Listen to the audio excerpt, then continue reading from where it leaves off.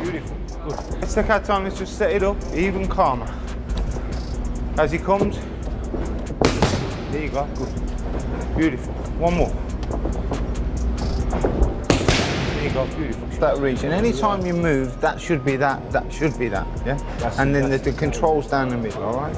Yeah. Man, I'm not ready for a world champion at his caliber yet.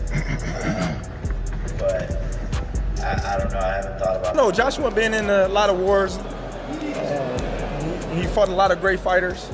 This fight as a friend of Jake is like, I'm scared. Yeah. Like, dude, getting knocked out by someone like that changes lives. It doesn't change just your career path. It doesn't go, maybe I don't box. It can change lives. It can change the way you think. Getting knocked out, bad concussions are scary. Your brain, you have one fucking brain, and he's willing to go out there and fight. Like, that is absolutely. Guy is a fucking animal.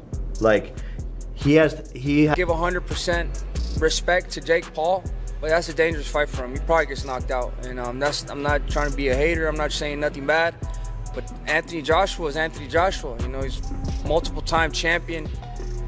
Fight for AJ, very little risk, extremely little risk, and a big reward. I mean, why would you not take it? But as a fight fan, I thought it was a farce. I mean, Tommy Fury beat Jake Paul.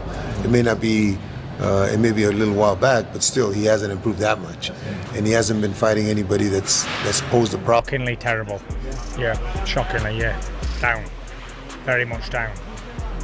Can't shake it. Can't shake the cup. Yeah, look, I have to give him credit. I do think he's crazy. I think he's got absolutely no chance. I think he's going to get smashed to pieces.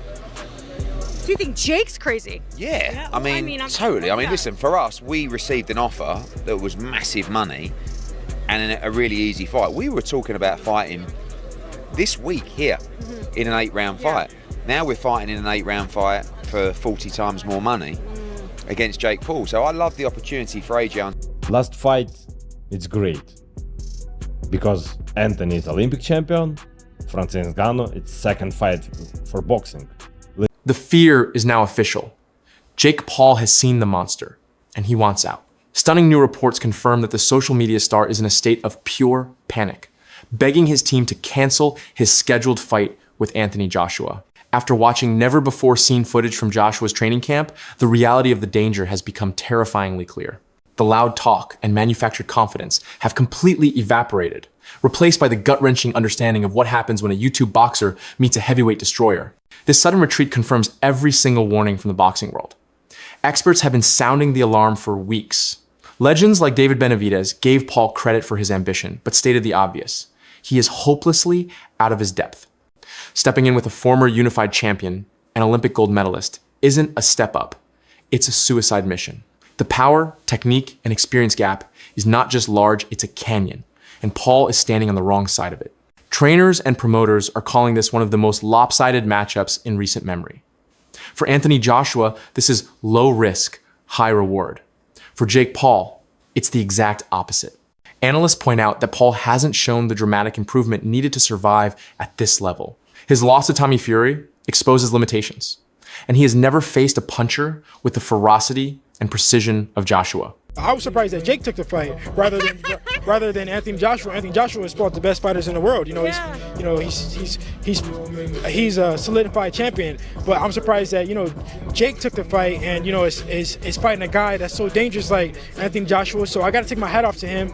Because we were saying that he's fighting this person past their prime, this person's old and this and whatnot, and now he's fighting. This is absolutely ridiculous. Jake Paul has gone from this fight to this fight. Now, I don't know if you've noticed, but one is a little bit bigger than the other. So what is going on here? Why does Jake Paul think that this is something he can do and be successful with? Building on what I have, and I want to see how far I can take myself. I know what it takes, I know what this game's about, and I'm going to push myself beyond the limits where I've been before, hence why I found myself in Dallas because I'm trying to find an environment that can stimulate me, motivate me, and push. God help Jake Paul, that's all I can say. We saw that what Anthony Joshua had done to Francis Ngannou. He went out there and iced him in a couple of rounds. A guy coming from a different discipline. Well, this kid's coming from another level. You know, white collar boxing in 2018, gone through the mill, and the only boxer really that he's actually boxed, a legitimate boxer he got beat by, and that was in Tommy.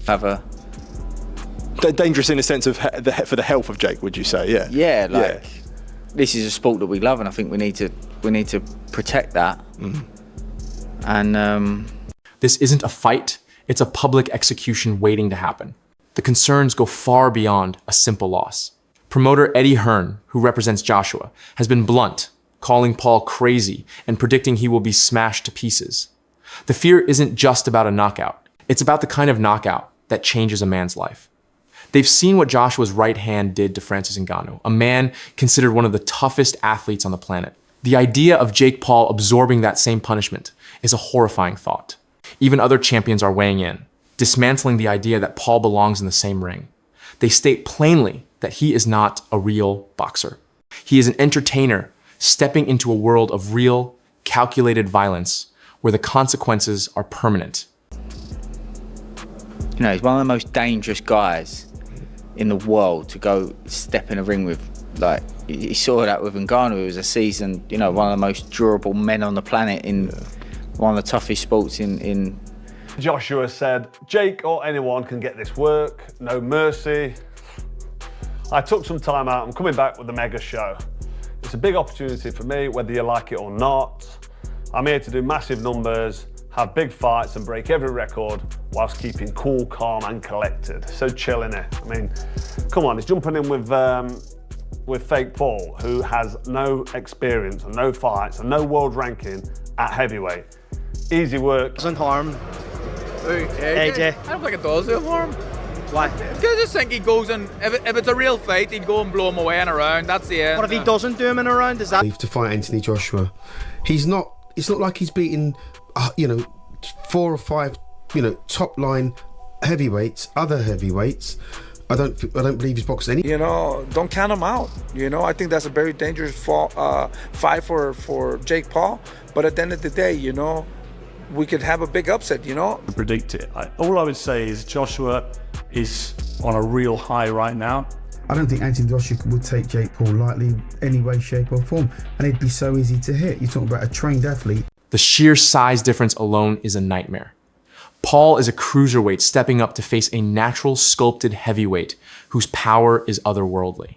So the reports of Jake Paul's panic are the final, logical conclusion. The bluff has been called. The man who built a career on confidence and hype has finally seen the truth in those gruesome training videos and realized he has made a catastrophic miscalculation. The boxing world is now watching a man desperately trying to retreat from a storm he helped create, proving once and for all that internet fame is no match for the cold, hard reality of a heavyweight champion's fists.